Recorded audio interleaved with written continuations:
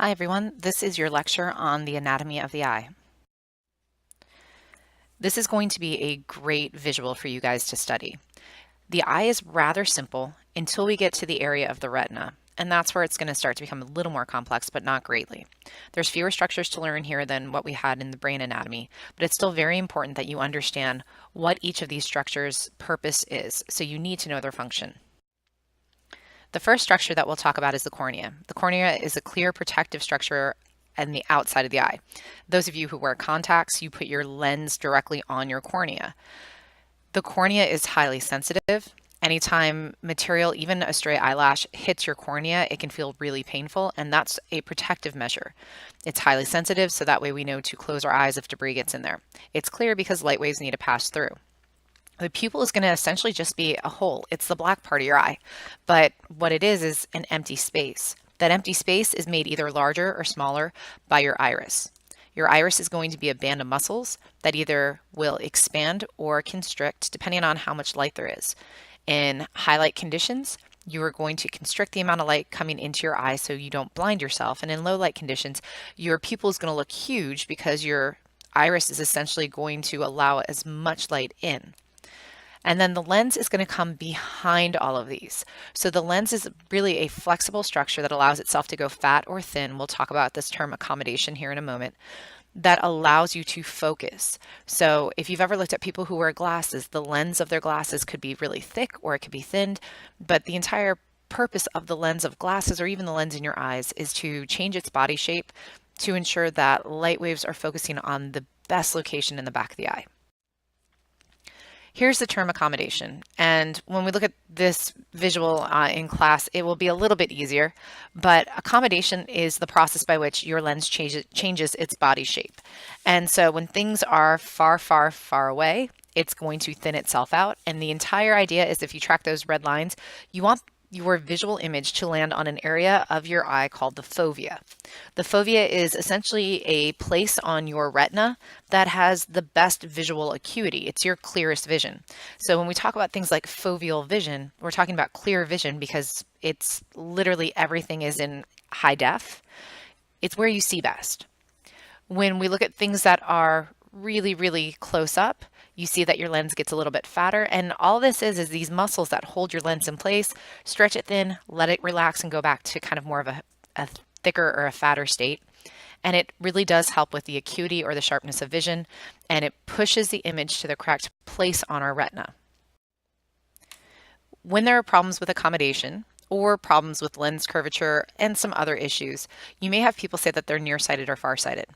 A person who is nearsighted literally can see things that are close to them. It's when things are far away that they have a difficult time.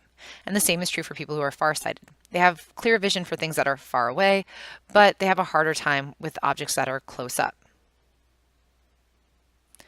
In both of these images that you have off to your right-hand side, you have the picture of the candle, and what you see is that candle is not landing directly on the retina. It's not going back to the very edge of the back of the eye. So, for clear vision, that image has to be right on the retina. With farsighted people, you'll find that when they're looking at things close up, they will actually pull the image further away from their face to bring that candle image back onto the correct part of the retina. And people who are nearsighted may pull objects even closer to their face to pull the image back further onto their retina. The retina is going to be a light-sensitive structure at the back of the eye.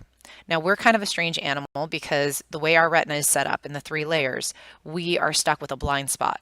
Not all animals have this. In fact, octopuses and squids, their eyes are strangely set up, I guess, a little bit more sensical than ours.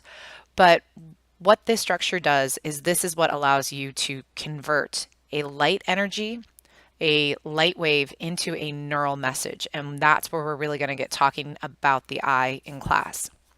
So this light sensitive structure has 3 different layers. It's going to have your photoreceptor layers, which are your rods and your cones. They will turn any light wave into either a color message, and that would be your cones, or a black and white message, that would be your rods.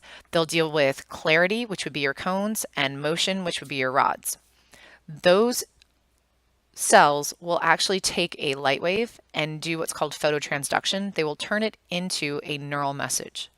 The neural message then goes from the axon end of these cells to the dendrite end of the bipolar cells. The bipolar cells then send the message through their body all the way to the axon end, and they stimulate the dendrite end of the ganglion cells. The ganglion cells bind their axons, and that binding of axons and the sending of the message, that ends up being your optic nerve. You need to know these 3 layers. We'll take some time in class to talk about them, but really I want you guys just to have a base knowledge before we get into all of it. The fovea is a point on the retina. It's a structure within the retina. This is the area where we have the highest concentration of photoreceptors called cones. So this is where we have our clearest vision. And I mentioned before this concept of foveal vision. This is the area with our clearest vision. So anytime you look directly at something and you can see the fine texture and you can make out the color and you can see all the detail to it, you're using your fovea. If you notice, your peripheral vision is always slightly blurred. It's only what you're directly looking at that is clear. And that's that location. It is a cluster of cones. It is just cones. There are no rods at this place. It is just your clearest, sharpest vision. It is a location on your retina. You should know the difference between what rods and cones can do for you. Cones are usually located near the center of the retina, the fovea, and they kind of just splay out a little bit. They give you fine detail, color vision. They are active in well-lit conditions. Your rods, on the other hand, they're going to be in your periphery. So off to the sides. They deal very well in low light conditions. They see shades like black, white, gray. So they're going to be to the peripheral. Your central vision, that's going to be mostly cones. Once you get to the very far of your periphery, there are no more cones, there are only rods. And we'll talk about how your brain really just paints in that information for you in class. Here again, just distribution. There are more rods than there are cones. Cones are at the center, rods are at your periphery. Cones need a good light source, so they do not work really well in dim light, where rods, they work really well in dim light situations. Are they color sensitive? Cones are the only thing that tell you color. And we'll talk about later how you have 3 cones, a red, a green, and a blue. And we'll talk about what your rods also do in concert with that. All right, so we talked about the photoreceptors.